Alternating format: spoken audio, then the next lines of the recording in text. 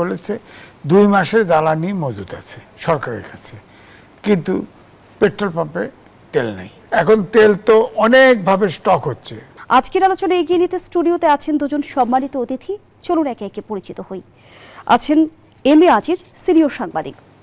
সে সঙ্গে আরও আছেন রাজিকুজ্জামান রতন, সহসাধারণ সম্পাদক, বাংলাদেশের সমাজতান্ত্রিক দল বাসদ। দুজনকে স্বাগত জানাচ্ছি আজকের আলোচনায়।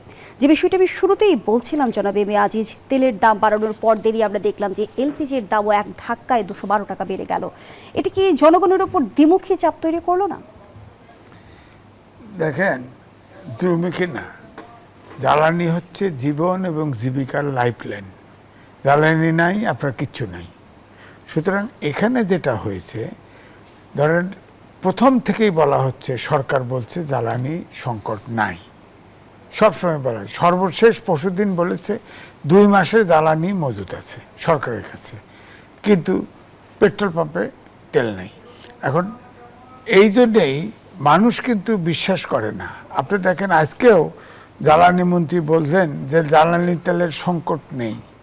হ্যাঁ, অসাধু ব্যবসায়ীদের অবৈধভাবে মজুদ এবং প্যানিক বাইংয়ের কারণে পাম্পগুলোতে জ্বালানি তেলের কৃত্রিম সংকট তৈরি হয়েছে। তার মানে আপনি খেয়াল করে দেখেন, জ্বালানি তেল যখন হরমুজ প্রণালী বন্ধ হয়ে গেল, তেল আসে না, যুদ্ধ শুরু হলো, তখন কিন্তু সরকার যেটা আমার বিবেচনায় যে ভুল স্টেপ নিল, সেটা হচ্ছে আমাদের দেশে তৈরি হয় অকটেন এবং পেট্রোল। হ্যাঁ, এটা বাই প্রোডাক্ট হিসাবে আমাদের হয়, যেটা ডিমান্ড থাকে মোটামুটি পূরণ হয়ে যায়। তা আপনি সেই অকটেন এবং পেট্রোল মধ্যবিত্ত থেকে উচ্চবিত্তরা ব্যবহার করে। এই ধরেন কার, জিপ, মাইক্রোবাস, এগুলা আপনি সেই জায়গায় রেশনিং করে দিলেন। করে দেওয়ার পরে সারা দেশে একটা টেনশন তৈরি হলো, তেল নাই, তেল নাই, তেল নাই। হ্যাঁ, এবং সেই সাথে অনেক পেট্রোল পাম্পে তেল সরকারের পক্ষ থেকে বলা হচ্ছে যে প্রত্যেক পেট্রোল পাম্পে আগে যে পরিমাণ তেল দেওয়া হতো সেই পরিমাণ তেলই দেওয়া হলো, কিন্তু তেল নেই, কয় ওরা মজুত করে।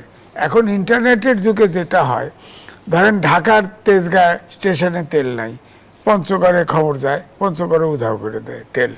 এখন তেল তো অনেকভাবে স্টক হচ্ছে, দেখেন না মুদির দোকান থেকে বলছে কোনো তেলের ঘাটতি নেই, কিন্তু জনগণ আবার দেখা যাচ্ছে যে তেল কিনতে যে তেল পাচ্ছে না।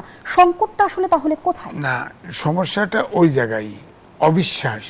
পলিটিক্সে পারসেপশনটা আসল কথা। আপনার তেল সংকট নাই, তাহলে তেল নাই কেন?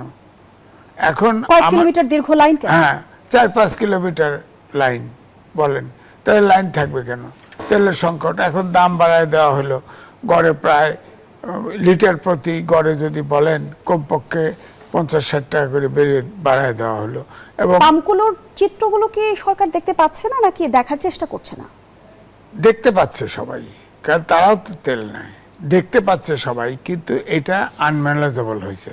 কারণ এখানে ধরেন এটা পুলিশ দিয়ে তো নিয়ন্ত্রণ। আমাদের দেশ বাই বন্ড হচ্ছে ব্যবসায়ীরা সুযোগ পাইলে, ব্যবসায়ীরা শুধু না, যে কেউ সুযোগ পাইলেই কিন্তু আপনার সস্তা পয়সা ইনকাম করার চেষ্টা করে। আমি তো শুনি যে বাইকার যারা আছে তারা 200 টাকার তেল দেয়, নিয়ে আবার ঘুরে এসে আবার তেল দেয়। আবার ফের শুনছি যে পেট্রোল পাম্পে যারা তেল দেয়, লোড করে, তাদেরকে 100 টাকা দিলে পরিমাণ বাড়ে, 200 টাকা দিলে আর একটু বাড়ে, 500 টাকা দিলে আরও বাড়ে, ট্যাঙ্কি ভরে পাওয়া যায়। এরকম তো দুর্নীতি চলছে। এখন এইটা তো পুলিশ দিয়ে নিয়ন্ত্রণ করা সম্ভব না।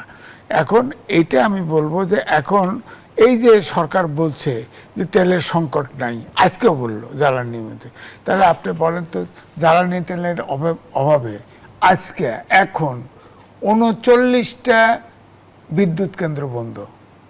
তাহলে আমি কি বলবো? এটা তো আপনার ওয়েবসাইটেও যান পাবেন। কালকে পর্যন্ত ছিল 33টা, আজকে খুলনার একটা। গ্রামে যান, শহরে তো কিছু বিদ্যুৎ পাচ্ছেন, গ্রামে যান সব। এই একটু আগে আমার সাথে কথা, বাস্তবতার মন্ত্রীর বক্তব্যেই ফারাক কেন?